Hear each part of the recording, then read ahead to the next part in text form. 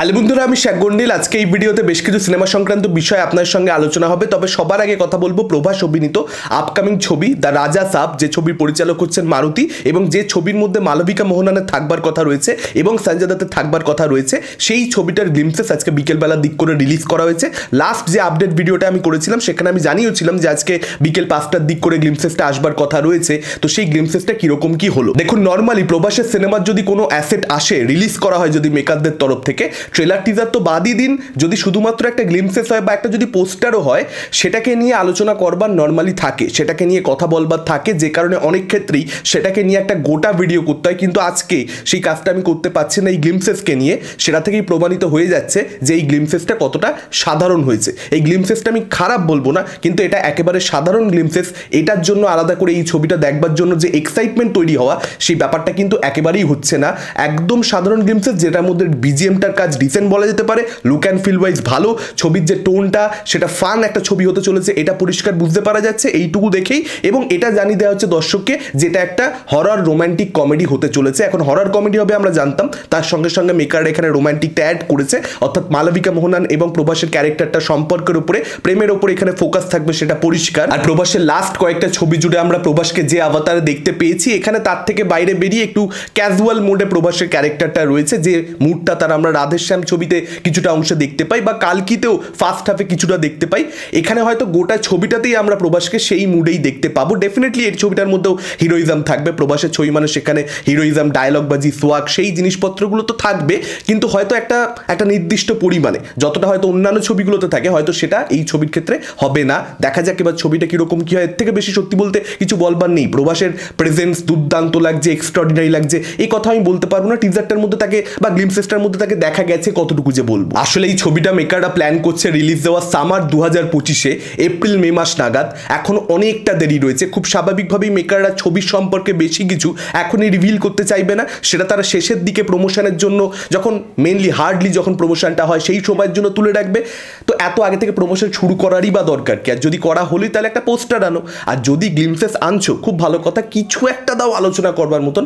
এত সাধারণ হলে সেটা নিয়ে সত্যি বলতেই কোনো ধরনের হাইপ তৈরি হয় না, বরং সেটাকে নিয়ে কোথাও একটা ডিসঅ্যাডভান্টেজ হয়ে যায় ছবিটার।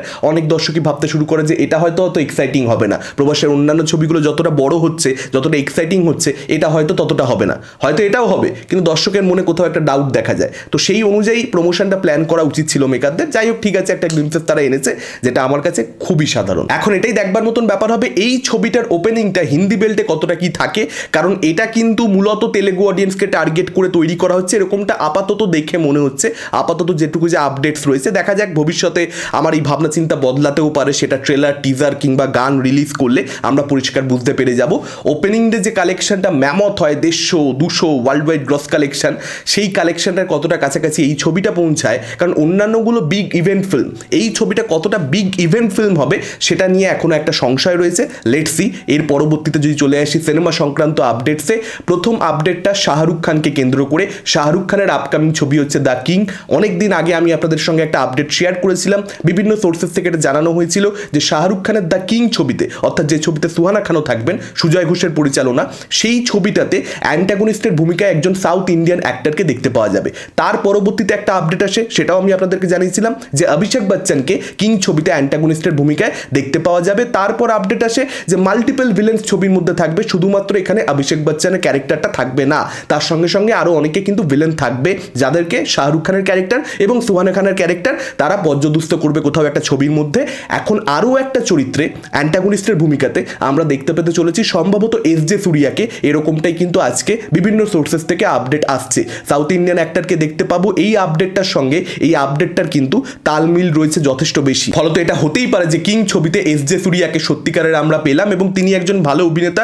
যদি কিং ছবিতে তিনি থাকেন, আমি ব্যক্তিগতভাবে কিন্তু খুশিই হব।